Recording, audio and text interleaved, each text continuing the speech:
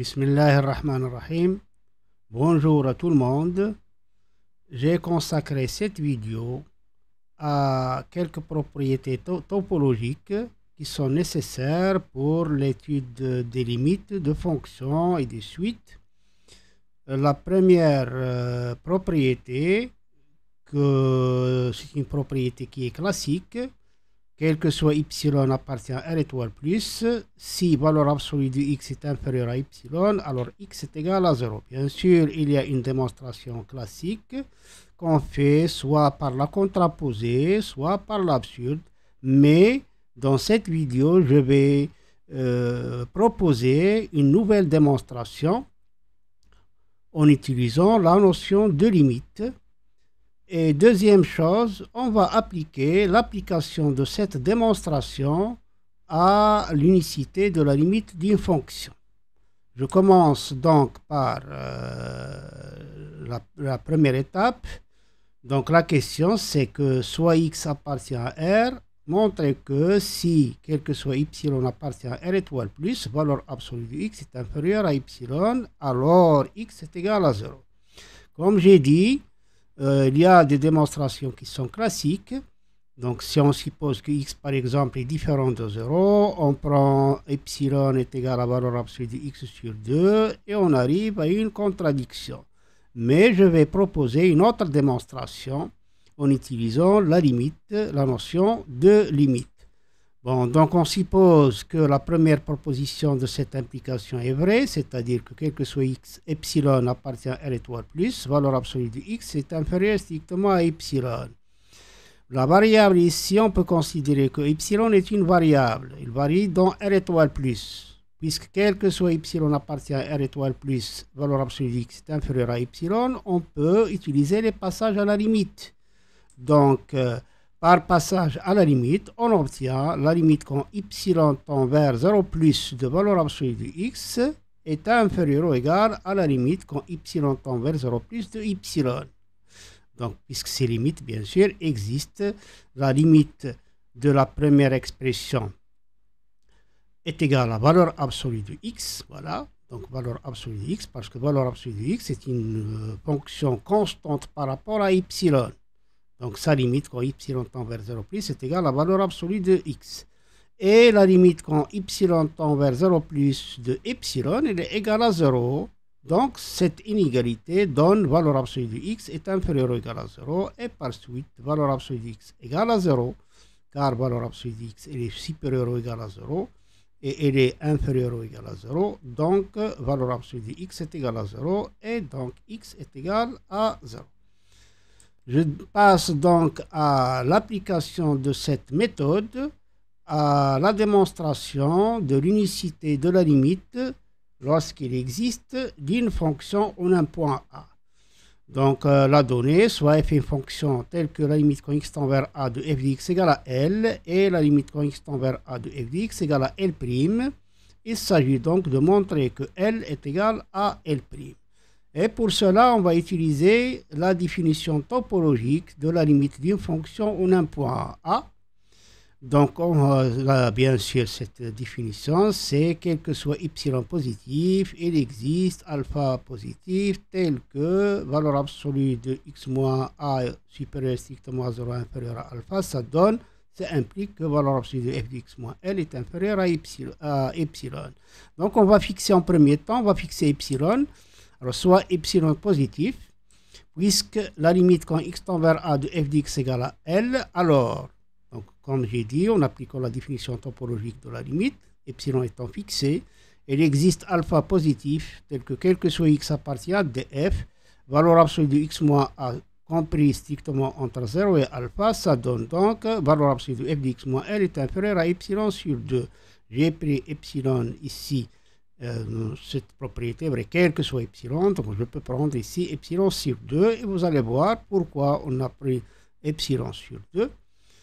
Et puisque encore la limite quand x tend vers a de f de x égale à L', alors il existe alpha prime positif tel que quel que soit x appartient à df, valeur absolue de x moins a compris entre 0 et alpha prime, ça implique que valeur absolue de f de x moins L' est inférieure à epsilon sur 2.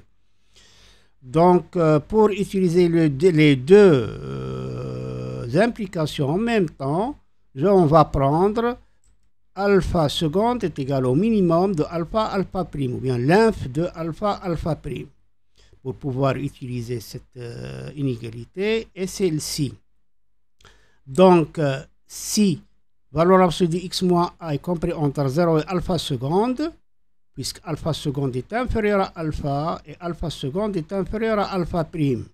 Donc, cette double inégalité, ça implique nécessairement que valeur absolue de x moins a est compris entre 0 et alpha strictement, et aussi valeur absolue de x moins a est compris strictement entre 0 et alpha prime. La justification, car alpha seconde est inférieur ou égal à alpha, et alpha seconde est inférieur ou égal à alpha prime. Voilà, donc la première inégalité, cette inégalité, ça implique, voilà, cette inégalité, cette double inégalité, ça implique que valeur absolue de x moins L est inférieure à epsilon sur 2, ce que j'ai écrit ici. Et encore, cette double inégalité, ça implique que valeur absolue de f de x moins L' est inférieure à epsilon sur 2. Alors, si on fait la somme maintenant, alors, d'abord, j'ai écrit ici l'opposé, f de x moins L'. Son opposé, c'est L' moins f de x. Et bien sûr, ils ont la même valeur absolue. J'ai fait cette opération pour pouvoir faire la somme et éliminer f de x. Donc, je continue. Ça implique donc valeur absolue de f de x moins L plus valeur absolue de L' moins f de x est inférieur à epsilon. Parce que epsilon sur 2 plus epsilon sur 2, c'est epsilon. C'est pour cela que j'ai pris ici epsilon sur 2, ici epsilon sur 2. Ouais, en appliquant maintenant l'inégalité triangulaire, on sait que valeur absolue de A plus valeur absolue de B est supérieure ou égale à valeur absolue de A moins B. Donc ça donne valeur absolue de f de x moins L plus L' moins f de x. En valeur absolue est inférieure à epsilon, car, comme j'ai dit, en utilisant l'inégalité triangulaire, valeur absolue de A plus B, elle est inférieure ou égale à valeur absolue de A plus valeur absolue de B. Puisque cette somme est inférieure à epsilon, alors cette valeur absolue sera aussi inférieure à epsilon. Ça donne donc, alors, bien sûr, f de x moins f de x c'est 0, ça donne donc valeur absolue de L' moins L est inférieure à epsilon. Donc nous avons obtenu cette implication, valeur absolue de x moins a est compris entre 0 et alpha seconde, ça implique que valeur absolue de L moins L' est inférieure à epsilon. Il s'agit maintenant de démontrer, de voir que cette proposition-là est vraie pour démontrer ou bien pour voir que cette proposition-là est vraie. Alors, l'intervalle, donc cette proposition-là, est-ce qu'il existe un réel x tel que valeur absolue de x moins a est compris entre 0 et alpha seconde. On a donc, puisqu'il existe au moins un élément x de df qui vérifie la valeur absolue de x moins a est compris entre 0 et alpha seconde. Pourquoi? Parce que nécessairement l'intervalle centré de centre A doit contenir au moins un élément de df, sinon on ne peut pas parler de la limite quand x tend vers a de f de x. Donc cette proposition-là est vraie et par suite on déduit que valeur absolue de L moins L' est inférieure à epsilon. Et ça c'est vrai, epsilon étant donné quelconque positif, donc quel que soit epsilon supérieur strictement à 0, la valeur absolue de L moins L' est inférieure à strictement à epsilon. Donc on va maintenant appliquer le passage à la limite. Donc la limite quand epsilon tend vers 0 plus de valeur absolue de L moins L' est inférieure ou égale à la limite quand epsilon tend vers 0 plus de epsilon. Et par suite, la limite, donc la limite, cette expression-là ou bien cette fonction-là, elle est indépendante de epsilon, c'est-à-dire c'est une fonction constante par rapport à epsilon. Alors sa limite quand epsilon tend vers 0 plus est égale à valeur absolue de L moins L'. Et la limite quand epsilon tend vers 0 plus de epsilon, elle est égale à 0. Donc on obtient valeur absolue de L moins L' est inférieure ou égale à 0. Donc, valeur absolue de L moins L', elle est égale à 0, parce qu'on connaît qu'il est supérieur ou égal à 0. Un nombre qui est supérieur ou égal à 0 et inférieur ou égal à 0 en même temps, elle est égale à 0 nécessairement. Et par suite, L moins L' est égal à 0, c'est-à-dire que L est égal à L'.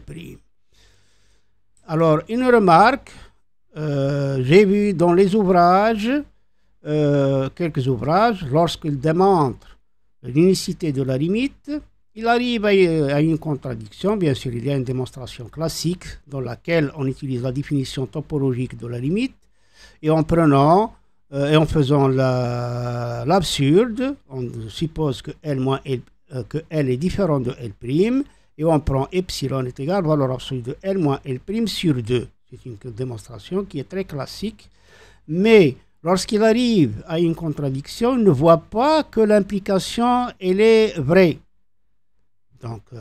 Donc la première proposition par laquelle il part, ils doivent être vrais. Il doit être vrai. Et ça, c'est vrai. Donc ils doivent la signaler. Et pourquoi elle est vraie? Parce que si la limite quand x tend vers a de f de x existe, alors tout intervalle pointé de centre A contient au moins un élément de df. Sinon, on ne peut pas parler de la limite quand x tend vers A de f de x. أتمنى أن تكونوا قد استفدتم من هذه المعلومات، وإلى اللقاء في فيديو لاحقة إن شاء الله.